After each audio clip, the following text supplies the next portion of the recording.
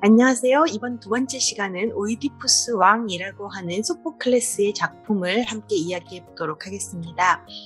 이 비극 작품은 그리스 문학사상 가장 위대한 작품으로 손꼽히는 그런 작품인데요. 사실 조금 잔혹한 이야기이기도 하고 좀 무거운 이야기이기도 하지만 이 안에서 들려주는 이 비극 작가의 그 이야기들을 우리가 함께 생각해 보면 좋을 것 같아서 이 작품을 함께 읽기로 결정하였습니다. 이 이야기 자체는 당대 그리스에 아주 널리 알려져 있는 이야기였습니다. 그러니까 오이디푸스라고 한 인물이 아버지를 살해한 후에 어머니와 결혼하는 그런 끔찍한 일을 자신도 모르는 사이에 저질렀다라는 그런 이야기입니다. 소포클레스는 널리 알려진 이 이야기를 가져와서 조금 다른 이야기를 만들어냅니다. 이미 그 사건은 일어난 이후에 이 이야기가 진행이 되고요. 오이디푸스는 아직 진실을 모르고 있습니다.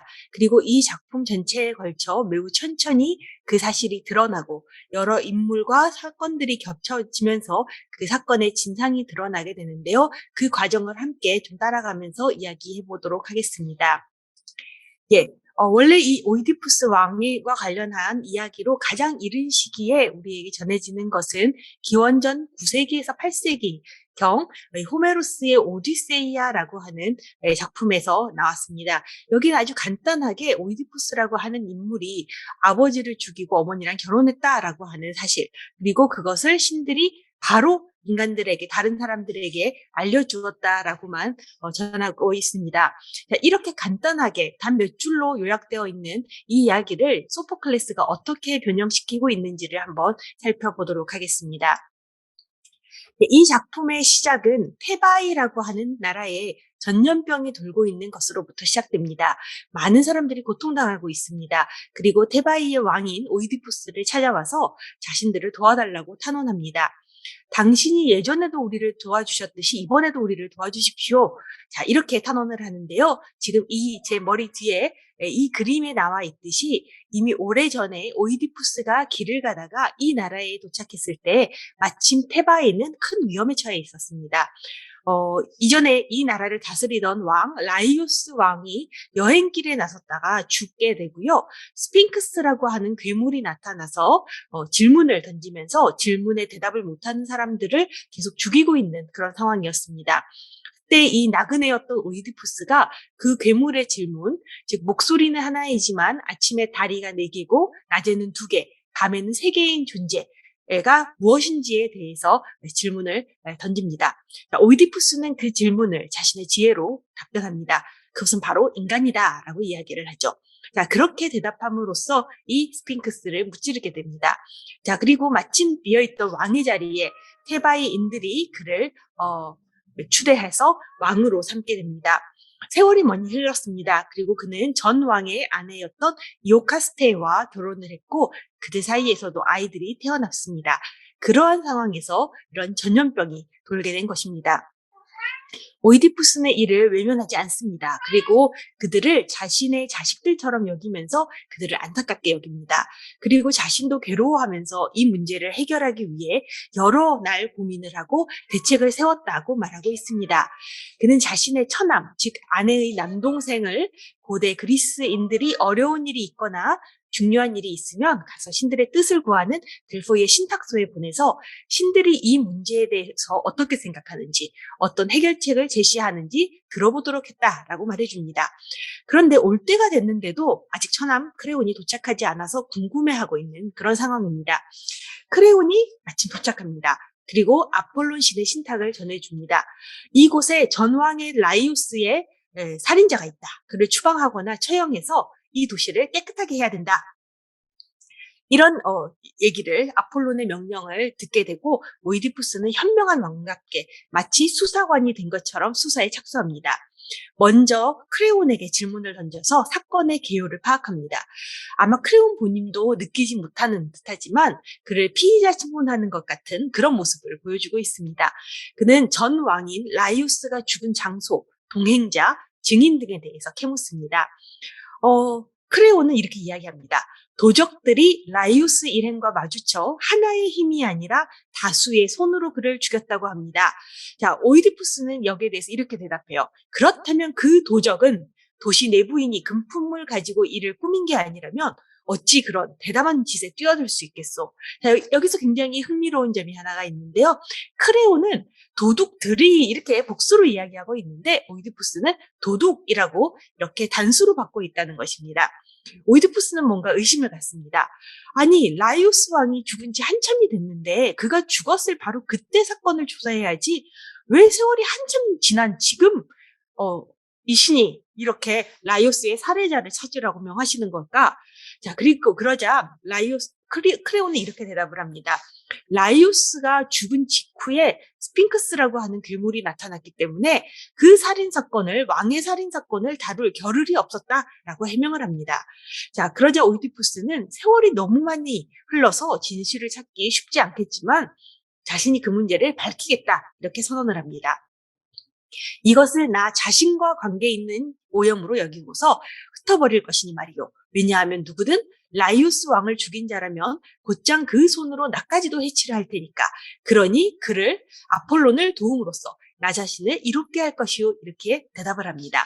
자, 여기서 우리는 아마 여러분들도 벌써 눈치를 채셨을지 모르겠는데 라이오스와 오이디푸스는 무슨 관계일까요? 자, 이 오이디푸스는 지금 왕이 없던 자리에 왕이 죽고 없었던 이곳에 도착해서 스핑크스를 무찔렀다라고 말씀을 드렸는데 자, 미리 제가 결론을 말씀드리면 그 전 왕인 라이오스는 바로 오이디푸스의 친아버지입니다. 자, 아직은 그 사실을 모르고 있는 상태에서 이 사건이 진행이 됩니다. 오이디푸스는 우리는 알고 있지만 오이디푸스는 아직 그 사실을 모르고 있는 상태에서 범인을 찾아내서 반드시 그를 추방하거나 처벌하겠다라고 선언을 합니다. 그것이 자기 자신에 대한 저주라는 것도 모르는 채 말입니다. 자, 그렇다면 이제 라이오스의 왕의 살해자를 찾아야 합니다. 이 오이디푸스는 이 작품은 일종의 수사극처럼 진행이 됩니다. 그러니까 계속해서 질문을 던지고 범인을 찾는 방식으로 진행이 되고 있는데요. 처음에는 전 왕인 라이오스의 살해자를 찾아라라고 하는 어떤 질문으로부터 질문을 추구하면서 진행을 하고 있습니다. 자, 이 오이디푸스 왕은 아주 똑똑하고 아주 행동이 빠른 그런 왕입니다. 이번에도 대책을 세워놓았다고 합니다. 바로 아폴론 신의 사제인 테이레시아스를 부르러 여러 번 사람을 보냈다는 거예요. 그런데 아직 도착하지 않아서 궁금하게 여기고 있던 그런 참입니다. 그러던 차에 바로 테이레시아스가 이곳에 도착합니다. 테이레시아스는 앞이 보이지 않는 그런 사제이기 때문에 한 소년의 손에 이끌려서 그 도움을 받아서 이곳에 들어오고 있습니다. 근데 들어오자마자 돌아가고 싶어 합니다. 돌아가면서 자기 집으로 돌려보내달라고 자기한테 아무것도 묻지 말라고 이야기를 합니다. 내게서 아무것도 알아낼 수 없을 것이다 라고 선언합니다. 자, 오이디푸스는 어떤 사람이에요? 백성들의 일을 자기 일처럼 여기는 사람이고 이것들을 진실을 추구하고자 하는 욕구가 아주 강한 사람입니다. 자, 그런데 테이레시아스가 이 일을 밝히는 것을 계속해서 방해한다라고 생각을 해요. 자, 그래서 오이디푸스는 처음에는 테이레시아스를 아주 정중하게 대하다가 화를 냅니다. 아니, 내가 진실을 추구하는데 왜 이 진실을 밝히는 것을 도와주지 않는가?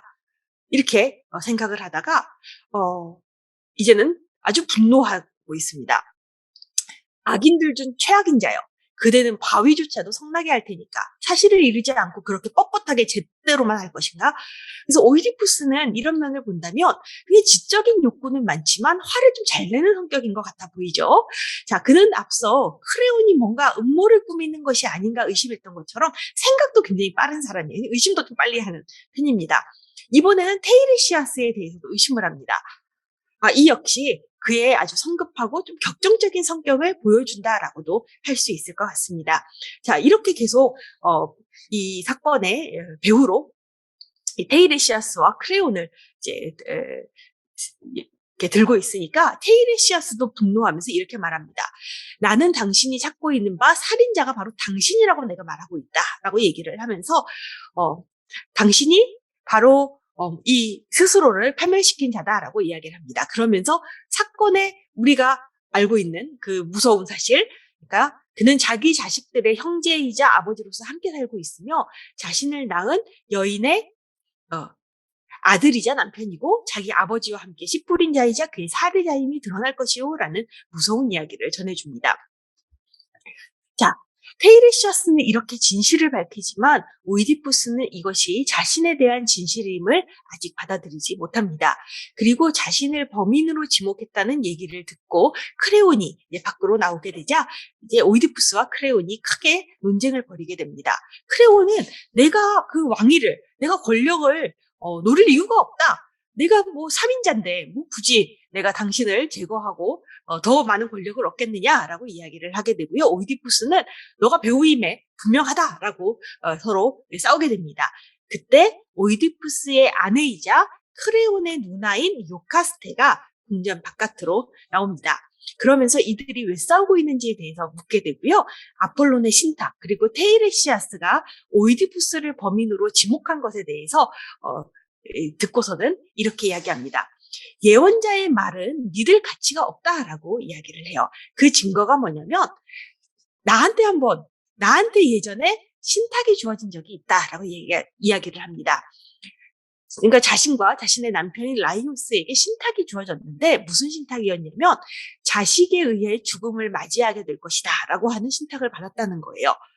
이 이야기도 굉장히 좀 슬프고 잔인한 이야기이긴 합니다.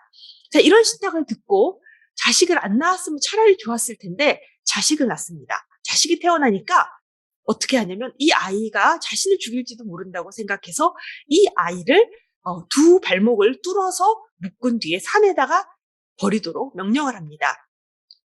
오이디푸스라고 하는 이름이 바로 이런 뜻을 갖고 있습니다. 자, 오이데오라고 하면 붓다라는 뜻이고요. 푸스는 발이라고 하는 뜻입니다. 그러니까 부어오른 발이라고 하는 뜻이에요. 바로 오이디푸스의 출생과 관련된 이야기라고 할 수가 있을 것 같습니다. 자, 그래서 라이우스가 지금 당신이 범인이라고 얘기를 하는 얘기 뭐 믿을 게 못 돼. 신들의 예언, 신탁이라고 하는 것은 믿을 게 못 되는 게 내가 지금 신탁을 받았었는데 아들에 의해서 죽을 거라고 얘기했는데 아들은 어렸을 때 죽었고 사실은 자신이 내다 버린 거지만 라이오스는 소문에 따르면 길에서 외지에서 마차가 다니는 삼거리에서 강도들에 의해서 살해되었다라고 얘기를 하는 거예요. 오이디푸스는 이 이야기를 듣는 순간 굉장히 불안해집니다. 방금 그것을 들었을 때 내 마음이 얼마나 방황하고 얼마나 요동하는지 모르겠어. 이렇게 이야기를 합니다. 자, 그러면서 라이오스가 어떤 사람인지에 대해서 물어봅니다. 그가 어떤 체격이었는지, 어떤 젊음의 때를 맞이하고 있었는지를 묻게 돼요. 자, 그러니까 요카스테가 그 사람은 생김새가 당신과 많이 다르지 않았습니다라고 이야기를 합니다. 이게 좀 무서운 이야기죠. 자, 그러니까 이 대목이 이 작가 소포클레스의 아주 뛰어난 어떤 기법을 보여주는 대목 중에 하나입니다. 그러니까 요카스테는 상대방을, 그러니까 이 오이디푸스를 좀 안심시키기 위해서 지금 한 말들인데 이 말들이 오히려 이 달래주려고 했던 그 사람을 오히려 불안에 빠뜨리게 되는 거죠. 그러니까 이 요카스테는 자식이 남편을 죽일 거란 예언이 있었지만 그 자식은 이미 죽었다. 그리고 라이오스는 삼거리의 강도들에 의해서 죽었다라고 얘기를 합니다. 당연히 이것이 이루어지지 않았을 거라고 이 신탁이 이루어지지 않았을 거라고 생각을 하니까 이렇게 이야기를 하지만 오이디푸스 입장에서는 어떤 말을 딱 듣게 되냐면 삼거리라고 하는 말을 듣게 됩니다. 자, 이 오이디푸스 왕은 일종의 추리극이지만 관객들 아니면 독자들인 저희들이 이미 사건의 전말을 다 알고 있기 때문에 긴장감이 더 고조된다라고 할 수가 있을 것 같습니다. 자, 요카스테는 자신의 말을 듣고 불안해하는 오이디푸스가 대체 왜 그런지 이해할 수가 없습니다. 그래서 왜 불안해하는가라고 묻게 되고요. 그러니 이제 오이디푸스가 자신의 이야기를 들려주기 시작을 합니다. 자, 나는 원래 코린토스 사람이고 코린토스의 폴리보스 왕과 어머니 메로페 사이에서 태어난 아들이다라고 얘기를 하면서 자신의 과거에 대해서 들려줍니다. 자기가 이제 성년이 되어서 잔치에서 취한 어떤 사람이 너 폴리보스의 친자식이 아니야 라고 하는 말을 듣게 돼요. 자, 그런 얘기를 듣고 나니까 정말 그럼 나의 부모가 아닌가? 나의 부모님은 어디 계신가? 궁금해서 부모님에게 여쭤보는데도 대답을 해주지 않습니다. 자, 그러면 내가 이 사건을 좀 알아봐야 되겠다라고 생각을 해서 이 오이디푸스 역시 신들의 뜻을 구하러 델포이 신탁소에 갔습니다. 가가지고 이제 물어봤겠죠. 내 친부모가 맞습니까? 내 친부모 어디 계십니까? 이런 거를 물어봤는데 갔더니 끔찍한 자기가 궁금해하는 사실에 대해서 대답해주지 않고 아주 끔찍한 이야기를 들려줍니다. 너는 아버지를 살해하고 어머니랑 결혼하게 될 것이다 라고 하는 이야기를 듣게 돼요. 오이디푸스는 이 얘기를 듣고 고향으로 돌아가지 못합니다. 왜냐하면 혹시라도 그런 끔찍한 일이, 그런 나쁜 일이 일어나면 안 되니까요. 그래서 고향인 코린토스를 떠나서 방향을 틀어서 다른 곳으로 길을 향하게 됩니다. 자, 그러다가 어떤 삼거리에 이르게 되는데요. 삼거리의 어떤 좁은 길에 마차가 한 대 이렇게 오고 있는데 그 마차에 그 주변에 일행들이 좀 있었고요. 그러다가 시비가 붙어요. 그러다가 그날 그 시비 끝에 싸움이 붙어서 결국 오이디푸스가 이 사람들을 죽이게 되는 그런 사건이 벌어지게 됩니다. 자, 오이디푸스 입장에서는 불가피한 일이었다고 얘기할지도 모르겠어요. 물론 이 사건 잘못된 일이죠. 그래서 매우 이 일에 대한 책임을 져야 되겠지만 오이디푸스는 한편으로는 자신의 그 어쩔 수밖에 없는 상황이었다라고 얘기를 할 수 있는 그런 상황이었을 것입니다. 자, 그런데 이 바로 요카스테의 말을 통해서 무슨 이야기를 듣죠? 어떤 상거리에서 도둑들에 의해서 죽었다라는 얘기를 듣는 순간 자신이 저지른 과거의 잘못이 떠오릅니다.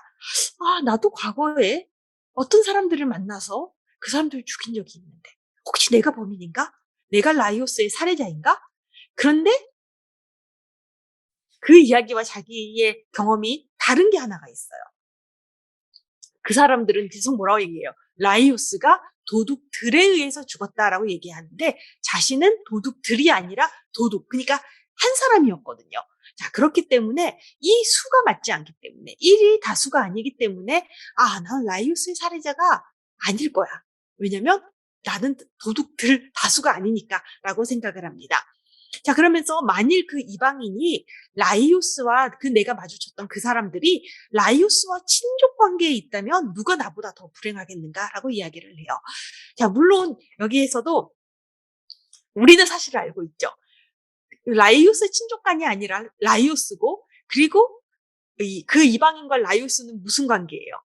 친족 관계 맞죠? 그 이방인이 바로 라이오스죠. 그리고 자신이 마주했던 그 이방인이 바로 누구냐면 자신의 친아버지였다는 사실을 아직 오이디푸스는 깨닫고 있지 못합니다. 자, 이 요카스테는 이렇게 두려움에 빠진 남편을 위해서 기도하려고 밖으로 나오게 되고요. 그러는 사이 코린토스, 자신이 떠나온 고향 땅 코린토스로부터 이제 사자가 전령이 도착을 하게 됩니다. 마치 기도에 대한 응답인 것처럼 이렇게 나오게 되는 거죠. 자, 이 작품의 모든 사건들은 그냥 필연성과 개연성에 의해서 일어나지만 이 사건만큼은 조금 우연적인 것이라고 할 수 있습니다. 누가 기도하자마자 어떤 사건이 딱 일어나요. 그러니까 마치 기도의 응답인 것처럼 그렇게 등장한다라고 볼 수가 있을 것 같습니다. 자, 그러면서 이 집이 그 오이디푸스의 집이 맞습니까? 라고 물어보게 되죠. 자, 이 오이디푸스의 집이 맞습니까? 바로 잘 찾아오셨습니다. 여기 계신 분이 바로 이 오이디푸스의 아내이십니다. 라고 얘기를 해주게 되는데요. 사자가 지금 이곳에 찾아온 데는 이유가 있습니다. 자, 그대의 집안과 남편께 좋은 소식입니다. 제가 곧 전해드릴 말에 한편 기쁘시겠지만 또한 괴로우실 수 있습니다. 라고 말씀을 드립니다. 자, 그가 가져온 소식은 어떤 소식이냐면 아까 좀 전에 말씀드렸던 이 오이디푸스의 아버지 이름이 뭐라 그랬죠? 본인이 아버지라고 알고 있던 사람이 폴리보스였어요. 이 폴리보스가 병으로 돌아가셨다라고 하는 소식을 가지고 왔습니다. 그래서 오이디푸스를 왕으로 추대하기로 했다라는 결정을 내렸다는 거예요. 그러니까 오이디푸스를 왕으로 세우겠다라고 하는 그런 소식이 되겠죠. 그러니까 한편 기쁘겠지만 한편 괴로우실 수 있다. 이 말은 무슨 의미가 될까요? 왜 기쁘다고 얘기할까요? 표면적으로는 왕이 되실 테니 이런 얘기가 될 테지만 오이디푸스와 요카스테의 입장에서는 어떤 의미에서 기쁘다라는 뜻이 될까요? 아버지 살해에 염려가 없으니까 그러니까 기쁘겠지만이 되겠죠. 근데 한편 괴로우실 수도 있습니다. 이게 표면적으로는 아버지가 돌아가셨으니까 괴로우실 수도 있다라고 하지만 관객 독자의 입장에서는 앞으로 벌어질 일이 될 수가 있을 것 같습니다. 즉, 곧 그 폴리보스가 친아버지가 아니라고 하는 사실이 드러나게 될 텐데 바로 그것 때문에 괴로우실 수도 있다. 그래서 이렇게 괴롭다, 즐겁다 이런 것들이 이중적으로 사용되고 있다라는 것을 볼 수가 있습니다. 자, 그러니까 요카스도 안도하게 돼요. 아, 이거 보세요.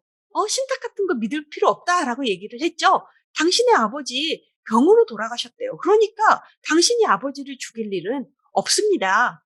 신들의 예언 믿을 게 못 됩니다라고 얘기를 합니다.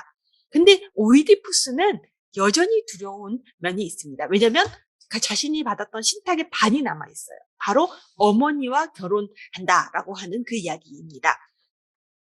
그래서 자기는 코린토스로 돌아갈 생각이 없다라고 이야기를 해요. 나는 어머니가 살아계신 동안에는 어머니와 그런 끔찍한 관계, 그건 난 용납할 수가 없고 그건 너무 두려운 일이다. 그러니까 나는 돌아가지 않겠다라고 이야기를 합니다. 그러자 이 사자가 뭐라고 얘기하냐면 당신은 진정 아무 일이 아닌 걸 두려워하고 있다. 그것을 모르고 계십니까? 이렇게 이야기를 해요. 그러면서 이야기를 들려줍니다. 폴리보스가 당신의 친아버지가 아닙니다라고 알려줘요. 그걸 어떻게 이 사람이 알 수 있을까요? 이 사람이 바로 폴리보스에게 어린 아이였던 오이디푸스를 넘겨주었던 사람이기 때문에 그렇습니다. 그러면서 자신이 예전에 키타이로산이라고 하는 곳에서 목동으로 양을 치고 있을 때 그때 라이오스 왕의 목자로부터 아기였던 당신을 받아서 자식이 없던 폴리보스에게 넘겨주었다라는 이야기를 전해주고 있습니다. 자, 아마도 이 오이디푸스라고 하는 이름이 그때 주어졌을 거예요. 아이를 봤는데 아이의 발이 부어 있어요. 그래서 이 아이의 이름을 아마 부풀어 오른 발이라고 지었을 거예요. 그렇지만 또 한편으로는 아이의 상처를 가지고 이름을 붙이는 게 이상하죠. 이 이름은 또 다른 방식으로 설명할 수가 있는데 오이다 그리고 푸스라고 하는 말로 쪼개질 수 있습니다. 푸스는 아까 말씀드린 것처럼 발이라고 하는 뜻이고 오이다는 나는 안다라는 뜻입니다. 그러니까 무슨 뜻이 돼요? 붙이면 나는 발로 안다라는 뜻이 되겠죠. 자, 발로 아는 게 뭘까요? 발로 뛰는 것, 경험해서 알고 많은 것들을 계산하고 그다음에 측정하고 걸어 다니고 경험하면서 아는 그런 사람이 되어라. 뭐 이런 말로 붙여준 이름인 것 같습니다. 자, 이 이야기를 코린토스의 그 사자가 전해주고 있는 동안에 요카스는 옆에서 아무 말 없이 가만히 있습니다. 이 이야기를 듣고 뭘 깨달았을까요? 아, 지금 여기 있는 자신의 남편 오이디푸스가 자신의 아들인 것을 깨닫습니다. 자, 그리고서 이 일을 더 이상 캐지 못하도록 말리게 됩니다. 그대 자신의 삶을 조금이라도 걱정한다면 제발 그걸 추적하지 마세요. 자, 오이디푸스는 그 이야기를 듣고 자신이 또 이 진실에 다가가는 이야기를 듣고 나서는 그것을 방해하고 있는 이 요카스테에 대해서 좀 오해를 합니다. 아니, 왜 내가 진실을 알려고 하는, 거기다가 지금 나의 부모에 대해서 지금 알아보려고 하는 이 순간에 당신이 지금 왜 나를 방해하지? 왜 그것을 알도록, 추적하도록 하지 않지? 내가 혹시 내 부모가 코린토스의 왕이 아니라 좀 신분이 안 좋은 사람의 아들인 것으로 드러날까봐 창피해서 그러나? 자, 걱정 마시오. 설사 내가 3대째 노예인 어머니의 자식인 게 드러나더라도 너랑 상관없다. 라고 얘기를 하면서 이 일을 계속 캐내겠다라고 합니다. 자, 여기서도 마찬가지로 소포클레스는 화자의 의도와 정반대의 결과를 이렇게 불러일으키게 되는데요. 지금 코린토스는 오이디푸스와 요카스테의 두려움을 없애주려고, 안도시키려고 이야기를 들려주죠. 폴리보스는 너의 아버지가 아니다라는 것을 알려주지만, 그래서 뭐가 드러나요? 바로 요카스테는 이 오이디푸스가 친아들이라는 것을 알게 되는 그런 결과가 일어나게 되는 거죠. 그래서 이렇게 해서 계속 상호작용 속에, 여러 배우들의 상호작용 속에 뭔가 의도와 정반대, 말하고 있는 사람의 의도와는 정반대의 결과가 계속해서 일어나고 있다라는 것을 보여주면서 우리의 독자들을 굉장히 긴장시키게 되는 효과를 가져오게 됩니다. 자, 이제 오이디푸스가 이제는 더 이상 라이오스의 살해자에 대한 관심이 없어요. 이제는 자기 자신에 대해서 물어보게 됩니다. 아니, 그럼 내 부모가 누구지? 그럼 내가 라이오스 왕을 죽인 게 맞나? 이런 것들이 궁금해집니다. 자, 그러면 혹시 내가 라이오스의 아들은 아닌가? 이런 것들을 궁금해하게 되는 거죠. 자, 그런데 지금 아직 확인해야 될 게 있어요. 뭐가 확인해야 돼요? 도둑인지 증인을 통해서 확인해야 됩니다.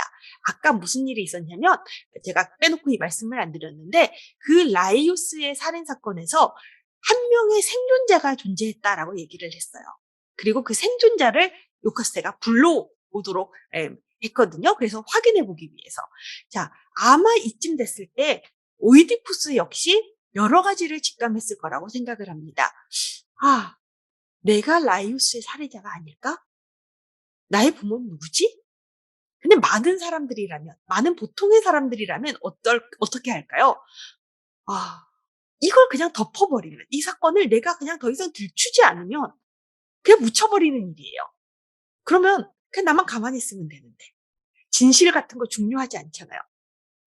그냥 내가 편안하게, 사람들이 내가 지금 이렇게 잘 살고 있는데, 내가 혹시 신분이 나쁜 사람이면 어떻게 되지? 내가 옛날에 과거에 뭔가 잘못을 저질렀는데, 그 잘못이 그냥 잘못이 아니라 왕을 죽인 사건이었다면 어떡하지? 그래서 많은 사람들이라면 과거에 자신이 잘못한 일들을 어떻게든 숨기고 덮으려고 애를 썼을 거예요. 근데 오이디푸스는 그렇게 하지 않고 어떻게든 이 사건을 제대로 파헤치려고 마음을 먹었습니다. 자, 그렇게 해서 것을 확인해야 돼요. 내가 라이우스의 살해자인지 아닌지를 확인하기 위해서 목자를 소환을 해냈고요. 그리고 드디어 그 목자가 마지못해서 이곳에 도착을 합니다. 자, 이 사자에게 이제 이 사자가 바로 코린토스의 그 사자가 아이를 넘겨받았다 그랬잖아요. 그 라이오스 집안의 하인에게서. 바로 그 하인이 생존자인 그 증인이라고 얘기를 합니다. 목격자이자 생존자라고 얘기를 합니다. 자, 그래서 이 오이디푸스는 지금 그 사람만 불러오면 됩니다. 그래서 마지막 확인을 해야 됩니다. 자, 그리고 이 목자가 도착을 하게 되고요. 그러면서 물어봅니다. 당신 이 사람 알지? 옛날에 키타이론 산에서 만난 적이 있다고 했잖아. 서로 아는 사이지? 했더니 모른 척을 해요. 아니, 나 이런 사람 기억나지 않는데요? 나한테 묻지 마세요. 나 돌려보내주세요. 라고 얘기를 합니다. 그러니까 사자가, 옛날에 우리 같이 지냈잖아. 너 나한테 어린아이 하나 준 적 있잖아. 나한테 양자로 기르라고. 하인은 계속 딴청을 피웁니다. 그 목자인 하인은. 뭔 소리 하는 거야? 왜 그런 거 물어? 했더니, 야, 이 친구야. 여기 지금 있는 이 왕이, 오이디푸스 왕이 바로 그때 그 아이래. 하인은 그 얘기를 듣자 막 욕을 하면서 입을 닫으라고 막 화를 냅니다. 자, 오이디푸스도 이제는 그 하인을 이제 계속해서 이제 대답하도록 자백하도록 이야기를 하죠. 너 그 아이 어디서 얻었는가? 내가 다시 한번 똑같은 질문을 하게 된다면 너 죽을 거다. 진실을 밝혀라. 아니, 그러면 안에 계신 당신 부인께서 가장 잘 말씀해 주실 수 있을 것입니다. 라고 얘기를 해요. 자, 그리고 이 요카스테는 말없이 들어가 버렸죠. 자, 이 목자에게 지금 목자에게 마지막 순간에 이 대답을 듣도록 합니다. 자, 나는 어떻게든 끝까지 이 진실을 알아야겠다라고 이야기를 합니다. 정말 오이디푸스가 얼마나 진실을 알기를 원하는지 잘 드러나는 대목이라고 합니다. 그것이 설사 자기 자신의 어떤 불행과 파멸을 가지고 올지라도 자신은 진실을 알아야겠다라고 이야기를 합니다. 그녀가 그대에게 주었단 말인가? 물론입니다, 왕이시여. 어쩌라는 것이었나? 저더러 그 아이를 없애버리라는 것이었습니다. 어떻게 어미가 그런 짓을 한단 말이냐? 불길한 예언이 두려워서였습니다. 어떤 예언인가? 그 아이가 부모님을 죽일 것이라는 말씀이었습니다. 자, 이렇게 이야기를 하게 됩니다. 자, 여기에서 지금 파란색으로 되어 있는 부분이 오이디푸스의 질문이고 검정색으로 되어 있는 부분이 목자의 대답인데요. 아마도 이 빨간색으로 되어 있는 부분이 원래의 이제 나와 있는 그런 글자인데 글자 수가 점점 줄어드는 것을 보실 수 있을 것입니다. 자, 오이디푸스는 점점 진실에 다가갑니다. 마치 뭔가 쐐기를 박듯이 이런 모양으로 되어 있죠? 그래서 마지막으로 탁 이 진실을 파헤치는, 깨트려버리는 그런 모습을 보여주게 되고요. 결국 모든 것들을, 모든 사실이 드러났다라고 볼 수가 있을 것 같습니다. 이 오이디푸스는 이 사실을 받아들이기가 힘들 거라고 생각해요. 사실 이렇게 끔찍한 일들을 받아들일 수 있는 사람이 세상에 얼마나 되겠어요. 그런데도 불구하고 오이디푸스는 이 사건을 끝끝내 파헤치기로 결심한 사람입니다. 자, 이런 사실이 드러난 다음에 아마도 한참 동안 침묵이 오갔을 거라고 생각을 해요. 그렇지만 그 후에도 한참 후에 좀 더 자세하게 이 사건의 전말에 대해서 다시 한번 묻게 됩니다.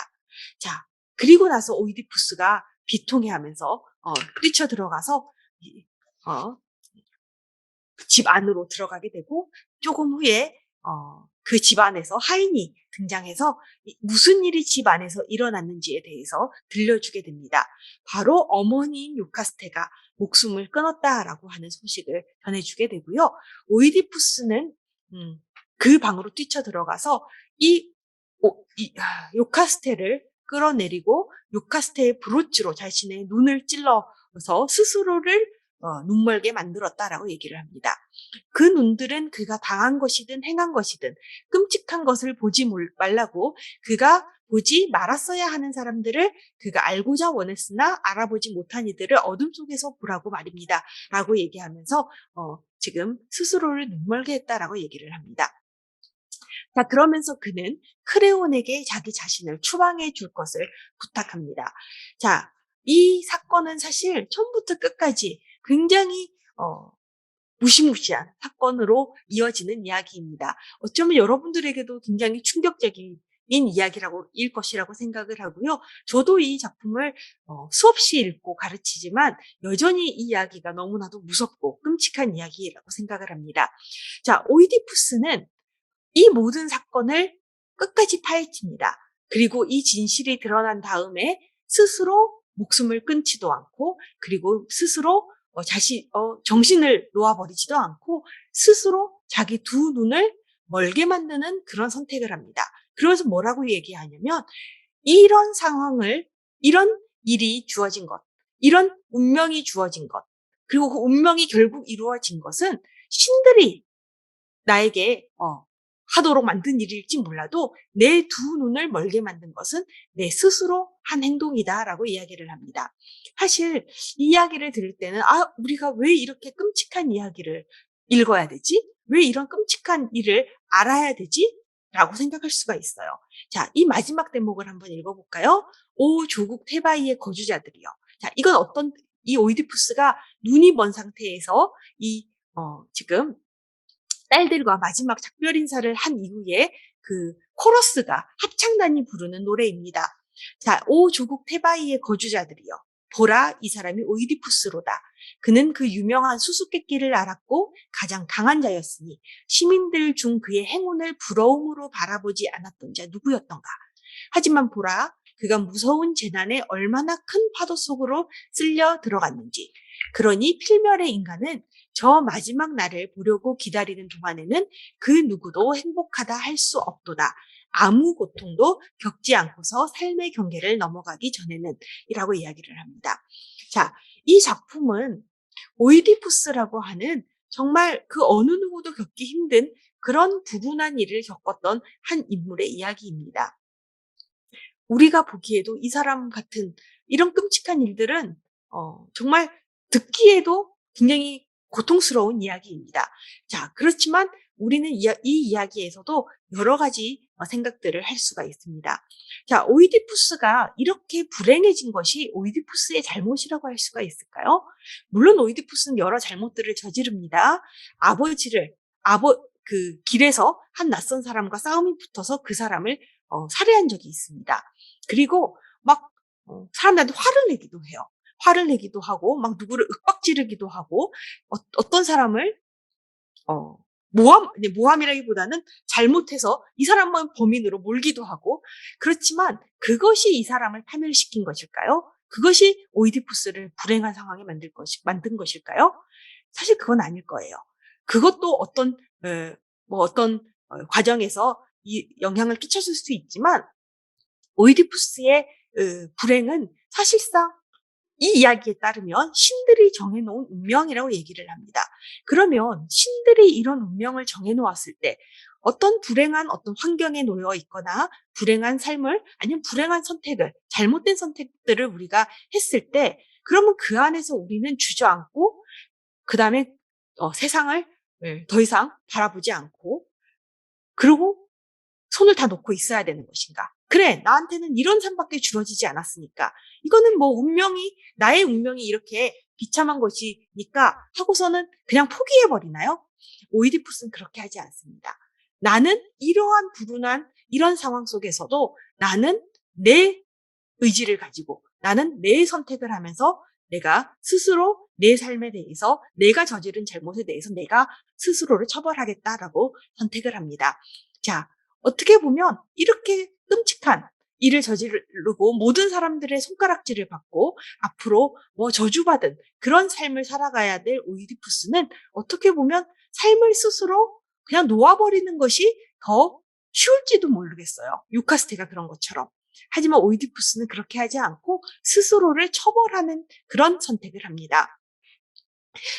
아까 그 라이오스, 그 왕의 살해자를 자기가 반드시 처벌하겠다라고 선언을 했었죠. 자, 그렇게 해서 선언을 했던 것처럼, 그 말을 그냥 이것이 나에게 해당되는지 모르고 내가 한 명령이니까 난 그냥 그거 철회하겠다. 이렇게 하지 않습니다. 그리고 스스로 내가 내 삶의 주인은 나이다라고 선언을 하면서 스스로를 벌하는 모습을 보여줍니다.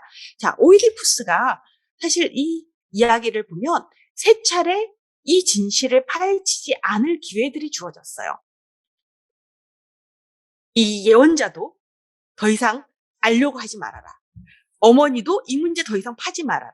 목자도 알려고 하지 마십시오. 라고 세 번이나 이 일을 드러내는 것을 막았죠. 그런데도 불구하고 오이디푸스는 내가 이 진실을 외면하는 것보다는 차라리 내가 내 어떤 안락한 생활이 위태로워질지라도 나는 진실을 알아야겠다라고 선택을 합니다. 그러니까 굉장히 자율적인 어떤 의지적인 모습들을 보여준다라고 얘기를 할 수가 있을 것 같습니다. 자, 어떻게 생각하면 이 이야기는 어떤 이야기일까요? 그냥 우리에게 주어진 삶을 우리는 벗어날 수가 없어. 정해져 있는 어떤 운명을 우리는 벗어날 수 없는 그런 존재들이야. 이런 상황 나는 어떻게 할 수가 없어. 내가 뭐 어쩌라고 라고 얘기를 할 수가 있겠지만 이 오이디푸스는 그렇게 하지 않습니다. 나에게 그런 삶이 주어졌다 하더라도 나는 나의 삶을 그리고 내가 할 수 있는 선택을 내가 한다라고 이야기를 합니다.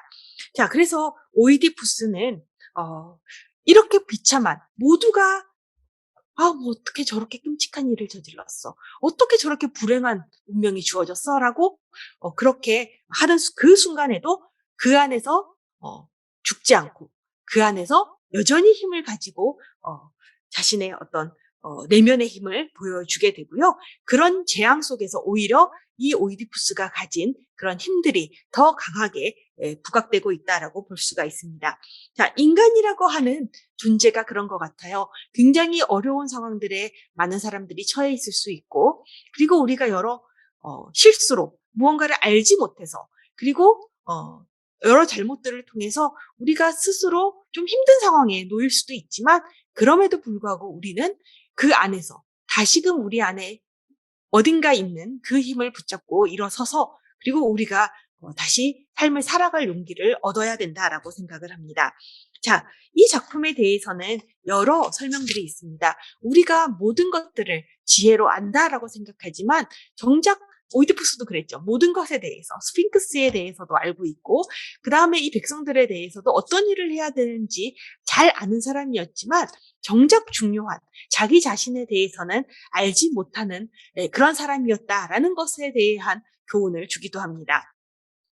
자, 그래서 이 이야기들은 여러 이야기들, 우리가 우리 삶에 대해서 그리고 모든 것이 완벽해 보였던 한 어떤 영웅의 추락을 통해서 우리의 삶이라고 하는 것 자체가 한편으로는 위태롭지만 그 안에서 여전히 그 인물들이 힘을 가지고 있다. 그리고 그것을 보여줄 것이다라는 또 위로가 되는 그런 작품이라고도 생각을 합니다.